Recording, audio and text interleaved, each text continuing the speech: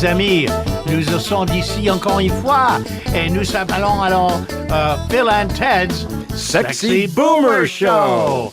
And now, I did that for the Canadians. Of course, you have to always speak a little French. Il faut parler français aussi si on veut être Canadien, en fait, if you really want to be a real Canadian. And don't we all? Yes. Je suis Ted Bonnet. And je suis Philippe Proctor. Welcome. And we have another in-studio guest. Je m'appelle Adele. Oui, elle appelle Adele Abrams. Welcome to continuing coverage of the Cuckoo. Our guest today, one of our guests, author Judy Gumbo, wrote a book about the topic we're going to be talking about today. That's right. Which is survival in a time of tyranny. We're in the midst of a coup. It's a slow coup. Well, it's been it's pretty fast. That's what's interesting about it to me. It's like a slow motion coup that is now triple speed, warp speed. I'm looking at this whole thing like a horror sci-fi comedy series, okay? And I've named it Old Glory. We're watching the CV reality series Old Glory. Okay, and that's the only way that I think I'll be able to get through this. You know. Well, it's so upsetting to see that the groundwork that was laid in terms of Citizens United funding. It's really Citizens Untied. Yeah, isn't it? Trump was the perfect guy to sell the executive branch to the highest bidder, and he found him, the richest man in the world. And isn't it curious that the Roberts Court also laid the groundwork to preemptively make Trump immune from criminal prosecution? Yeah. I mean, you can't just say, oh, this is just coincidence. No. The series is fun, but it's based on a book called, I think, Project 2025? Oh, 2025. Project 2025. But for you, 1998. All right, so. Let's draw the picture here. What can we do? What can we do? I mean, already people are exercising their First Amendment rights. There have been protests in downtown Los Angeles in the last few days. Yeah, which is against the immigration policy. Yep. And I love the idea of having like a National Immigrant Work Stoppage Day where every immigrant, just whether you're a CEO or a gardener, you say, I'm not going in today, man. There were over 1,000 people on the streets last night again. About 200 of them were arrested. Now, there was some behavior like cars doing donuts and a firearm being discharged. I like donuts. Fireworks. What is the problem? Fireworks aimed at a police helicopter. Oh, that's not good. These people got arrested. Not cool, dude. It's not cool. Remember LBJ said that the only thing he really feared were the power of the people during the protests in the late 60s. That's right. Today, we're going to talk about practical ways to legally protest. We the people, by the people, for the people, screw the people. So let's bring our guests in. Shall we? Guests. Yeah. Hey, I hear a hear voice in my head. We have Judy Gumbo Albert, author of Yippie Girl, Exploits in Protest and Defeating the FBI. She became a target of the FBI in her civil protest actions back in the 60s. And Arthur Eckstein, author of Bad Moon Rising. Author's an Arthur or Arthur's an author? Arthur. Bad Moon Rising, How the Weather Underground Beat the FBI and Lost the Revolution. Welcome. Thank you. They're together, literally. They're husband and wife. Okay. And they're That is true too. And they're graciously taking time from their vacation to join us. Where are you guys? We are in a place called Sea Ranch on the California coast. Oh, I've been there. It's a wonderful, wonderful, very relaxing place. Yes. And a great way to spend the crazy times because we can get a little distant from it. By the way, you should know, in terms of your introduction, that I am a Canadian. De quelle partie du Canada? Très bien, merci. Wait, no, de quelle partie? Obviously not Montreal. Because I said, what part of Canada do you come from? I'm from Tirana. Tirana. Yeah, if you move the letters around, it's Orat, not Toronto, or not to. That's right. Right? Judy, you got your name Judy Gumbo from Eldridge Cleaver? Yeah, well, that's correct. Eldridge Cleaver. That's right. Minister of Information for the Black Panther Party back in my day. Okay, so you went to Berkeley in 1968 at the tender age of 24, Right. And you immediately became involved in the Youth International Party, a.k.a. the Yippies, which was an anti-war satirical protest group. You were rapidly found yourself in the center of countercultural activity, from protests in People's Park to meetings at Black Panther headquarters. You ran a pig for president during the historic protests of the 68. That was you, huh? Yeah. I think it's Well, we've done worse since then, huh? Why fake it? Well, okay, so you ran that at the DNC in Chicago in '68, which was a historic convention that, of course, devolved into violent attacks by the police and the arrests that led to the notorious Chicago conspiracy trial. So you were in your fight, you were close with famous radicals like Jerry Rubin, Anita and Abbie Hoffmann, Eldridge Cleaver, Paul Krasner, and Stu Albert. What drove you to street protests? What were the results and the consequences you faced? And I'm asking you this in the context of what people who are out there want to do something, what they should do and how they should do it lawfully. Well, the way you phrased the question makes it pretty difficult, because the times when we were protesting in Chicago '68 are very different than the current time, but also very similar. So I think that the main reason that I did it, and many of my compatriots did, was because it was fun. Okay. It was fun, and we knew we were having an effect on not just the people who were the people who were there to protest, but on the government and on long-term issues. And we raised, because we were also raising political issues. That's right. But it was fun. But you traveled to North Vietnam during the war. You traveled the globe to promote women's liberation, anti-war protests, and also, quite early on, the environmental activism movement. Your work drew the attention of J. Edgar Hoover and the FBI when he was still running the show. Suck it up! So you became a so-called victim of the FBI, didn't you, for having all this fun? Well, but I didn't think of myself as a victim. I thought of myself as an activist, and there's a big difference. I'm just trying to remember there's a quote that I have, which is, I think, in Yippie Girl in my book. You're the most vicious and The most vicious, the most anti-American, the most subversive. Your husband has memorized this. He's heard it so many times he doesn't have a choice. All right, so you were bad-mouthed, right, babe? I was badass. Bad mouthing. Hoover himself. Yep. Okay, so this kind of sets up, Judy, who you are. Your lovely half-side, Arthur Eckstein, is the author of Bad Moon Rising, How the Weather Underground Beat the FBI and Lost the Revolution, which you can find on Amazon, by the way.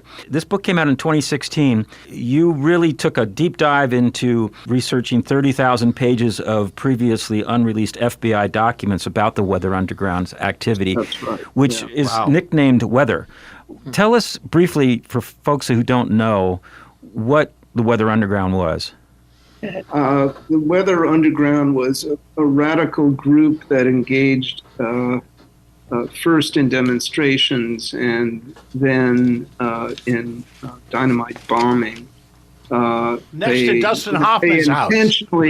They intentionally never killed anybody. They always gave warnings, and they attacked police stations and the State Department and the headquarters of Anaconda Copper and places like that. And the FBI became obsessed with them. They were actually about 100 college students, and they became obsessed with them. They think there were 1,000 activists and 5,000 supporters.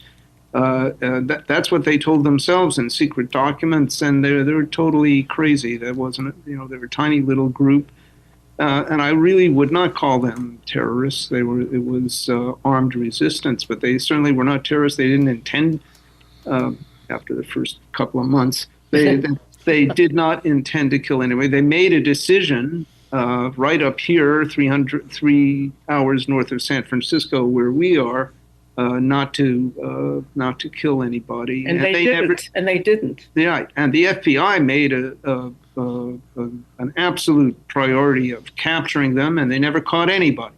Not one. Wow. And Oh, you wouldn't believe it. Just But the backdrop of that is back in those days in the 60s, bombings, this is the Hearst kidnapping, all the activity back then in the Bay Area. Bombings were a regular thing almost at that time, wasn't So was it? getting bombed. Yeah. Well, sure, everybody was getting bombed. They were certainly getting bombed themselves. Yeah. And then they got bummed. You've got 100 stoned college students setting off bombs. That's all. And Really bizarre. And as I interrupted you rudely to say, the reason, one of the things that brought them to national attention was that one of their bomb-making basements was next to Dustin Hoffman's In New York. brownstone in New York. Yeah. And it blew up. And, of Right. course, so suddenly, Dustin was playing a major role again. And everybody got to know who the. They But blew now up in let me ask you: did their name come from the Bob Dylan song? Yeah, absolutely. Yes. Yep. You don't need a weatherman Man, to to know which way the wind blows. Absolutely. Blues. Yeah. So ultimately, now looking back 50, 60 years, what do you see your efforts having accomplished in terms of pushing forward American An agenda values of and rights? freedoms. Are you asking Art and me or Yes, both of yes. No, asking you both. Are you asking Art and me or both of us? That's a good question, said the Siamese twin. Right. I think we accomplished was inspiring many people to take action that suited them.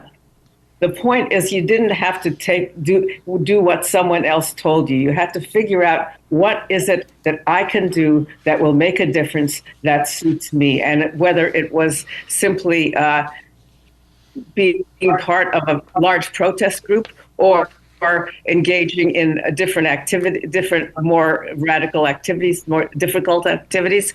The point was you were part of a social movement who was there to make a difference. Present day, which is an entirely different landscape and entirely different political situation, obviously, but there's so much more difficulty because we have the internet and the social media sphere, which has divided and conquered more than anything else. And now we also live deep in a surveillance society. Younger people who might go out and protest are being warned not to do it because of facial recognition technology might just come up when you're looking for a job in 2 years. So what do? Put a bag over your head, or do you do peaceful First Amendment protected protests that might result in some positive change that won't hold you back in the future? Judy was certainly under surveillance. Absolutely. The FBI illegally burgled her little cabin in the Catskills 7 times in 1 year. Good She's actually the champion of illegal burglary. And they also bugged her house and tapped her phone and put a tracker on her car. Which I found. Yeah. Oh, my goodness. So, well, now we all have that. Well, I've got bugs in my car. Yeah. And I have to we talk to my willingly allow mechanic. ourselves to be trapped. so she was used to surveillance, but yet you had jobs at university. Right. I mean, I think the point is to look at what is happening and say, how can I get beyond it, and how can I make a difference, even given being tracked? And I mean, it was scary. There's no question. When I found the tracking device on the bumper of my car, the first thing I did was go to see Bill Kunstler, the lawyer, and Margie Ratner, and said, "Help! What is this? What can we do?" And they were so pleased. Bill said, "I believe this is the first time someone has ever found one of these." And you went on to go after the FBI for what they did to you, and you won that battle, didn't you? Absolutely, we did. How did you do that? Lawyers. Yeah. Lawyers, guns, and money. Yeah, exactly. Lawyers are very good in situations like this. They're very good now. That's Lawyers right. are very good now. Well, that's a good point. I mean, It's because kind what of the last line of defense, it looks like. the Yes. situation that we're facing now is entirely different, and in a way so more insidious, because since Reagan first came to power, $50 trillion have been Allocated. lifted from the middle class and put into the pockets of the very few. Is that because the Chuck. Democrats sold out too, and they just represent corporatists? Where's the resistance? That is a really, really good question. And I think the problem is that people are scared. and people are wussy. And the last number of years has created that, and the very few people who are willing to take risks are in a much more difficult situation than we were, even though people, that we know, especially the Panthers, got killed for taking certain kinds of risks. Right. That's right. So it's a very difficult situation, but I don't think it means that you have to give in. I think it means you have to keep pressing for the righteous and the good, and you have to be willing to take risks yourself in order to make that happen. Okay. It's still early days. Yes. The original protests against the Vietnam War were small, but by 1969, it was 500,000 people in the streets twice, and that was done without the internet. Right. That was organized without that kind of internet stuff. Mm-hmm. We're early days in the administration. The lawyers are doing much, but it's going to take organization to get large numbers of people in the streets. And Judy's right that the size of those demonstrations had an effect on government policy in Vietnam. Mm-hmm. That's right. And we actually stopped that war. At one point, I met with Madame Binh, who was basically the peace negotiator for the North Vietnamese, and she said, "We won the war, but you helped.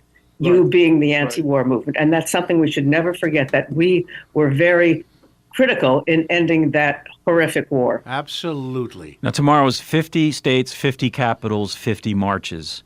But I would say if that works, great. If it doesn't, start over again. It's early days. Right. It's early days. People are just stunned at the moment. But but let's talk about what's going on in D.C. right now, where you have an unelected billionaire, the richest man in the world, bringing in kids who probably don't understand the crimes they're committing. You talking about lone schmuck?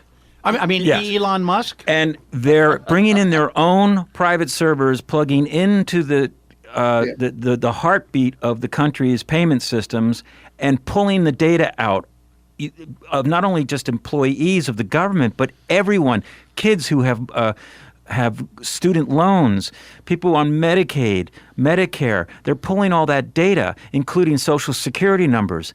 The question is, now that they are essentially privatizing that information, putting it into the hands of Elon Musk, who is trying to curry favor with the Chinese because of his business dealings, because he's a globalist in that respect. At least he's not currying favor with the Indians. Just how do you address that? Go ahead, Adele. Yeah. Well, this is particularly insidious because on one hand, through OMB, or for Office of Personnel Management and OMB, he's got all of the information on federal employees. He can cancel them out with the change of code.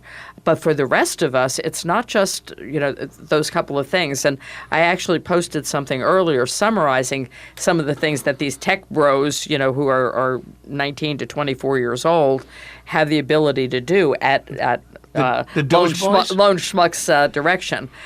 They can freeze not only personal but corporate bank accounts, because anytime you have an ACH, if you had a PPP loan, it's linked to your corporate account.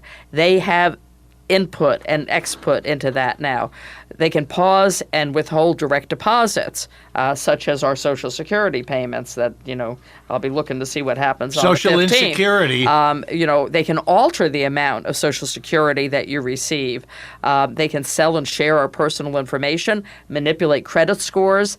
They can add money to an account for nefarious reasons and accuse you of... I just want to say that I don't think it does much good to make a long list of the problems. I think all it does is create fear. If you're going to talk about problems, I really encourage you to talk about solutions or not talk about the problems. Good. Amen. Judy's FBI file is 1,300 pages long. She never had a misdemeanor. She never violated the law at all because she was afraid of, as a Canadian, being deported. And when we went to the National Archives and we told the Freedom of Information guy, Judy's FBI file is 1,300 pages long, he looked at us and said, "Oh, is that what you think?" No. So and Judy's answer is don't be afraid. Yeah.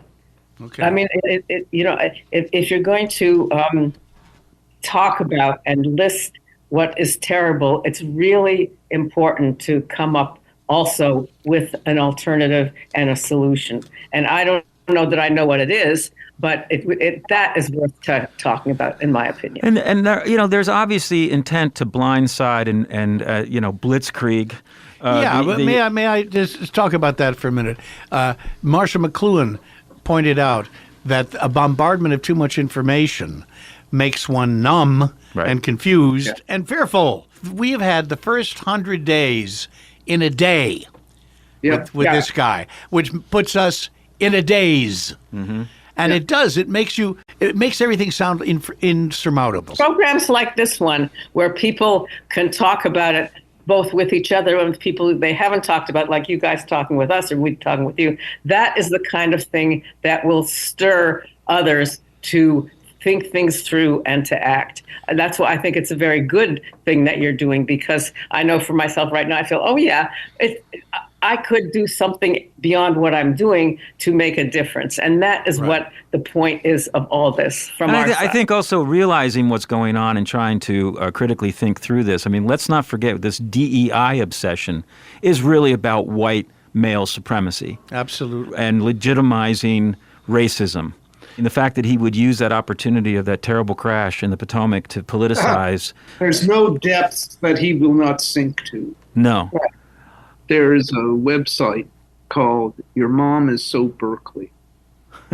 And Judy's daughter had an entrance on there saying, my mom is so Berkeley. That's all she said. That's right. But that shows the impact of the culture. That there are 9,000 people who subscribe to that website. Wow. And they all have moms. So what this is about is the long-term impact of culture. Culture comes first, then politics.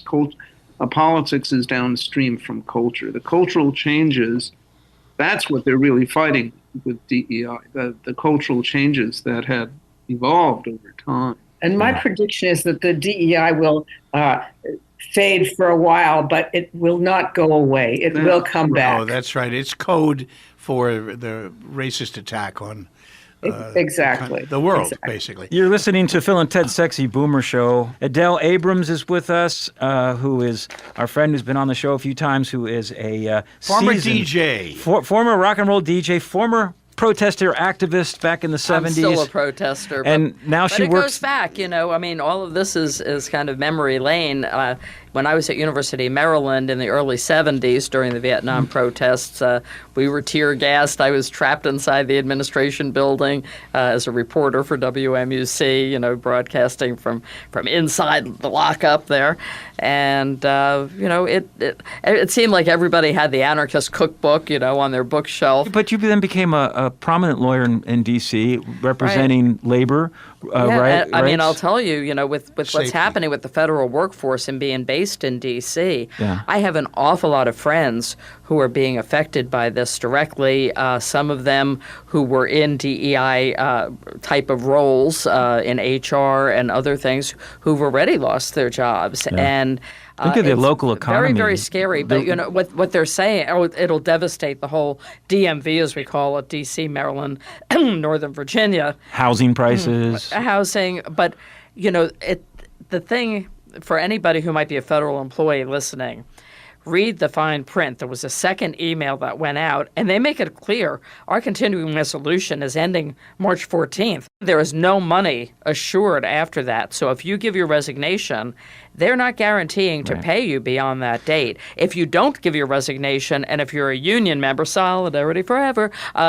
you will be protected. They will negotiate. They will sue on your behalf.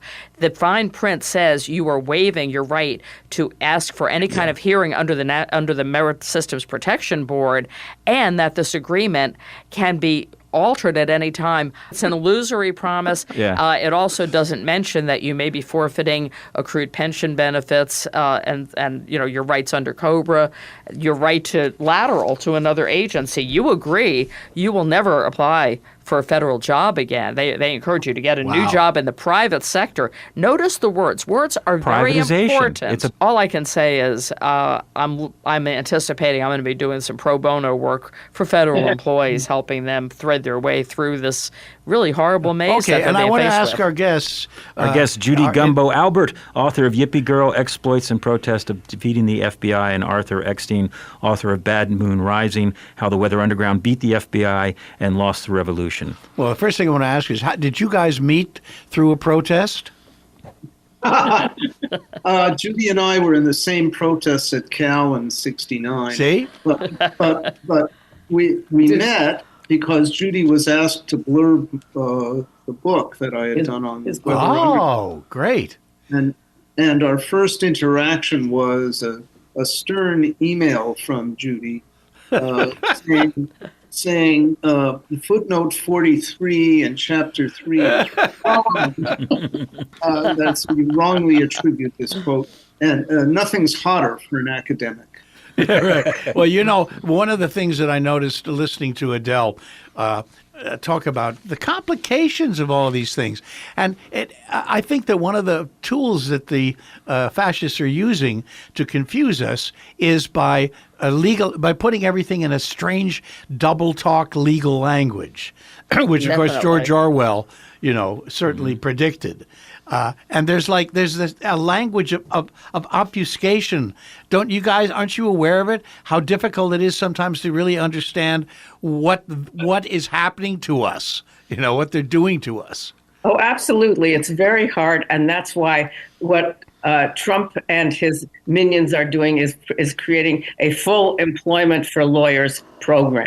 Mm-hmm.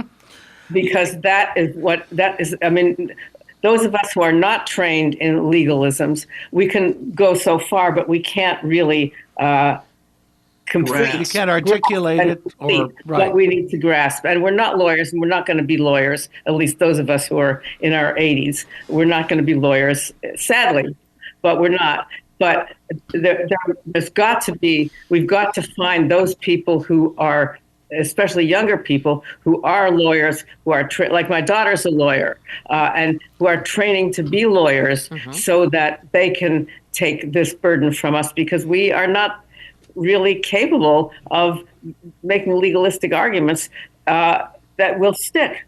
I wish we were. We also have to make sure that we are working with lawyers who are not liars. Lawyers who are standing up for the truths that are so important right now to defend our democracy. Another aspect of this of the strategy is you can take them to court and you can win, and there'll be some sort of reparations and a settlement. Right. Those people are still out of the job. That's right.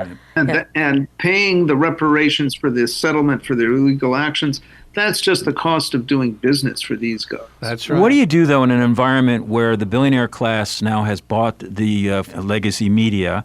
The Washington Post is hardly going hardcore on this with Bezos in charge.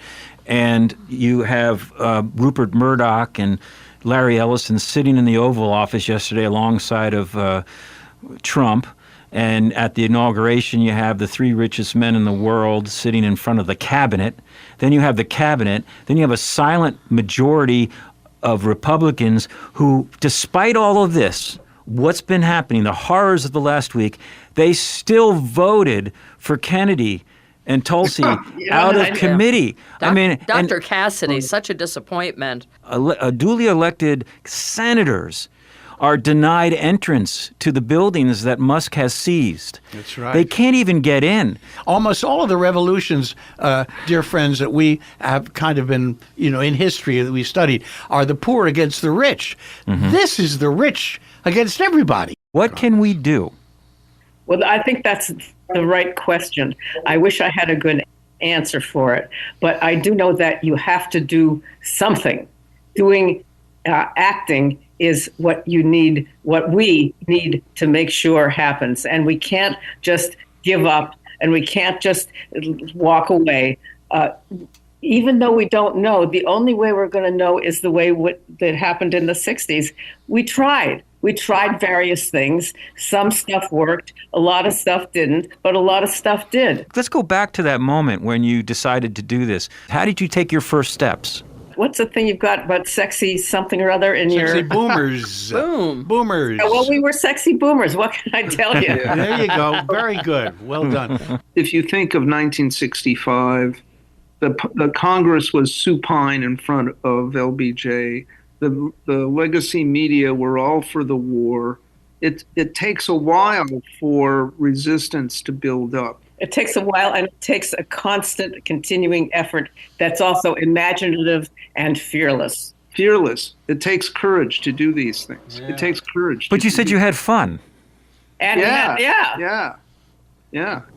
But I mean, I was thinking about the People's Park in Berkeley in May of '69. Mm-hmm. I mean, I went because my friends were going, and actually I'd started that about 2 years ago. All my friends were going to anti-war demonstrations, and I went to anti-war demonstrations with them. And it was serious.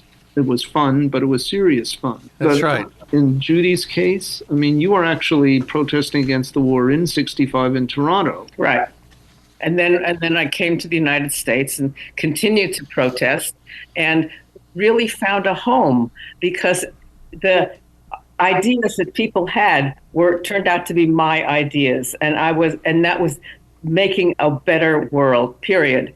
And so that's what we did. And well, you were a Canadian citizen, though, right? Still am. So how come they didn't deport you? They tried. The FBI tried, and in those days, the INS said, "Oh yeah, well, we can see why you want to deport her, and you have a lot of information on her. Was it gained legally?" That's the term. Was it gained legally? And that was the last the FBI tried that, because it wasn't. And yet, you said when we spoke yesterday, Judy, that you had this sort of ironic concern for the FBI because of what it's like they haven't been in this situation where they're being attacked for their beliefs and what they do. And it's like, what? Us? We're the FBI. But there's actually the guy who's the head, I don't know if you know this, but the guy who is now the head of the FBI, Driscoll. The only reason he's the head is that that at a certain point they put his name in and should have put another person's name in, and then they'd never bothered to change it. That's right. It was a mistake. Yeah. Of all the confirmation hearings, Kash Patel, to me, is the most frightening. Yes. Later this month, or actually on Monday, the ACLU, and I am a card-carrying member of the ACLU, they're having an online training on how to interact with law enforcement safely, understanding warrants and your search rights, your role as an ally, how to safely intervene, resources and support networks. Some of this is oriented toward the crisis for immigrants, but it's generally a primer on your civil rights. And my God, we need that, because they don't teach that in schools anymore. And there are people, right now who are telling you have no rights. You do. And even though I am a lawyer, I'm going to attend, this training. I'm sure you feel empowered if you're protesting in the privacy of your own computer. But or iPhone, right? But it's the iPhone. It's just the you phone. It's the me phone. Is it really getting out there, and does it prevent people from stepping out and into the street? We don't have the same kind of friendships we used to have. What do you think? I think you're right, and it reminds me. I have a friend, Lee Felsenstein, who was one of the inventors of computers. Ooh. And I think that getting some information from people like Lee about what can we do with these computers and how can we break them down so that the relationship it becomes humanized again. I think you raise a good point, and I think that has to happen. But what you're saying is you have to be physically there.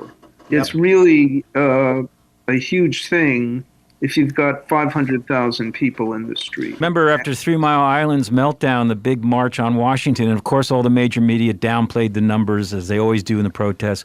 But these things made real changes. It changed, the conversation. You have to be physically there. Judy, you said that while circumstances always change, protesters can stay loyal to the causes they believe in and remain true to themselves. Exactly. That's really the experience, I think, of a lot of people that we know. Yeah, And yeah. they're happy with their lives because they remained true to the ideals when they were young. Exactly. I think it's time, though, to look at what one of the things Art said, which is the importance of really trying to do what needs to be done, and not sort of getting boxed into various little areas. Oh, I only do this, and I only do that, and I only do that. That's wrong. We have to get back to a integrated movement that takes the important aspects of things and puts them all together. People are triggered by different things, but what Judy is talking about is bringing it all together. Right. Everybody in the civil rights and anti-war movement, they were triggered by individual things that happened, but yet they came together. Including all the vets. Including the vets, yeah. Mm-hmm. Who had a much more traumatic experience of the war than those of us who were protesting. And for you boomers out there who have kids that are now adults, you all feel for their future, right? So here's an opportunity to pay it forward and get active and be there with your kids, for your kids, and maybe turn them on to a little history. Yeah, set an example. And then maybe you won't feel so bad about their bleak outlook. Maybe there's a way, nothing like an action and a reaction to get things going. So we're out of time. I want to thank our wonderful guests. Arthur Eckstein, author of Bad Moon Rising, How the Weather Underground Beat the FBI and Lost the Revolution, which is available on Amazon. And Judy Gumbo Albert, author of Yippie Girl, The Exploits in Protest and Defeating the FBI. And, I have a sneaky suspicion that if you guys are up for it, we're going to be talking to you some more in the next weeks and months ahead. Adele Abrams, thank you so much for coming again. Thank you. Keep up the good work in Washington. Stay safe, everybody. Stay sane. Yes. Thank you, everybody. Thank you so much. See you on the streets. This is Phil and Ted's Sexy Boomer Show. I'm Ted Bonnet. I'm Phil Proctor. And together, we will get through this. Stay hopeful. Keep your voice loud and keep your head down. See ya.